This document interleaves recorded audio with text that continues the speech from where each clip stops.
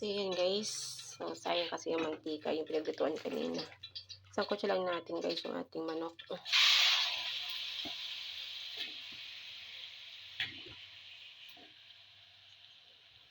Sabi ko kanina guys, yun, para may merienda na rin para mamaya. So, ayan guys. Malalaki ang pagkakahiwa ko guys sa chicken. Kasi kanina nasa isip ko mag-adobo.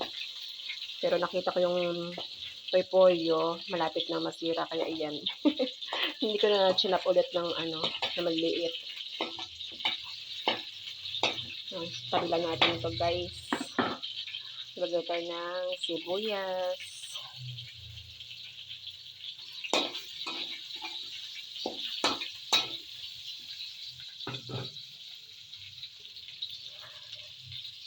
Lagay na natin ng repolyo guys. Simpleng pansit lang to guys.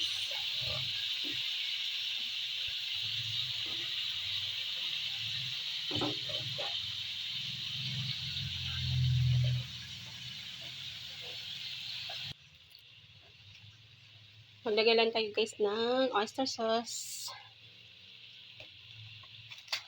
Ayan, konting magic.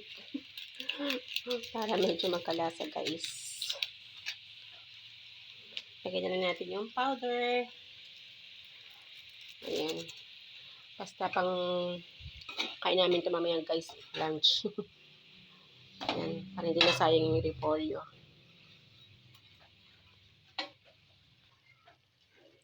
At lagyan din natin guys ng bell pepper. Ayan.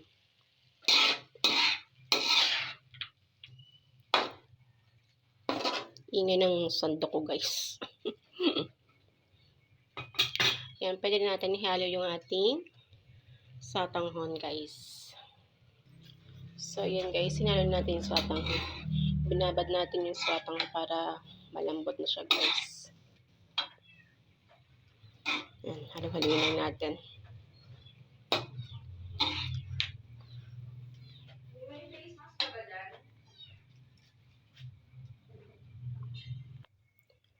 So, ayun na nga guys yung ating nalutong simpleng pansit. Gamit yung vermicelli o yung satanghon. Ayan. Thank you for watching guys.